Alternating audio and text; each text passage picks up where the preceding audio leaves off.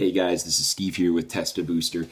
What I want to talk to you today is it's about testosterone and really how your diet affects your testosterone. So there's a couple things that you definitely want to change in your diet as you're looking to increase your testosterone or maintain a healthy testosterone level. So one way to, it's not necessarily related to your diet, but it's kind of your overall how to maintain and keep high levels of testosterone is through getting a good 8 hours of sleep. So if you've read our 10 definitive ways to increase your testosterone, some of this information may be old hat to you, but it's still really important. So get 8 hours of sleep. The research has shown that maintaining a normal sleep cycle and the ideal sleep cycles for humans it's between the best times of sleep are between 10 p.m. and 6 a.m. So do your best if you really want to grow and are serious about growing lean positive muscle. You really need to make sure you get your sleep during that time and do your best to get 8. I know some people work better on 6, some people work better on 9.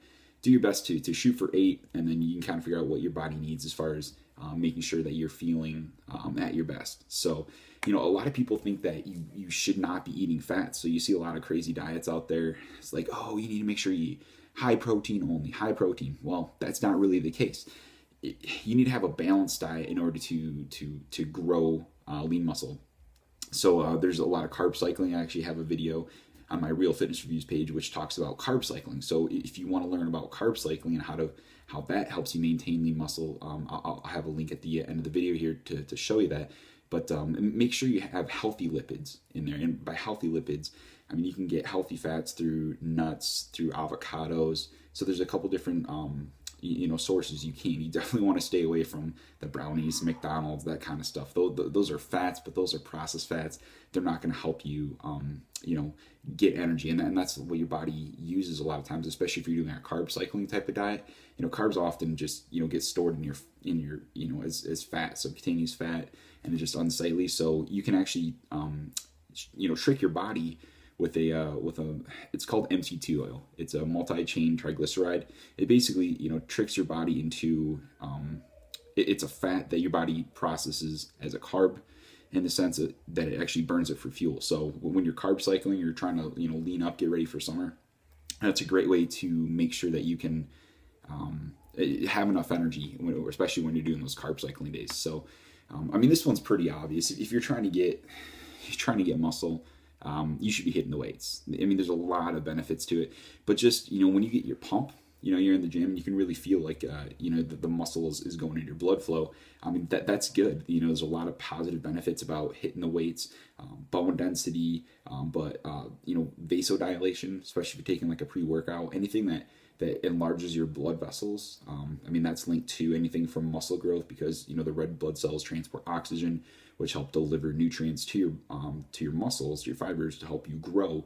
But it's also great for cardiovascular. So if you don't want to get tired when you're having sex, sorry, but there's a lot of benefits linked to basically getting the pump in the gym, and then cardiovascular benefits for sex as well. So erectile dysfunction, that's a big thing as far as working out. If your blood flows easier, a lot of erectile dysfunction is linked to improper blood flow, stress, and a couple other things. And low testosterone is obviously linked to ED, erectile dysfunction. But hitting the weights can cause your blood vessels to dilate and make it easier to transport the nutrients and make sure you can have a good, strong, firm erection, which is definitely the way to go as far when you're having sex. So, reducing stress in your life, that's another great way to make sure you have high testosterone levels. Testosterone, if you have cortisol, and cortisol is like a stress-inducing hormone or causing hormone, you definitely don't want that in your body, because that's just going to inhibit your ability to produce muscle. Sorry guys, but this one's tough. Cut out the beer. Beer is hops. Hops are very, very estrogenic in nature, meaning that if you see a guy that drinks a lot of beer, you kind of get like that man boobs type of thing. You're like, man, that guy looks like he's got some boobs.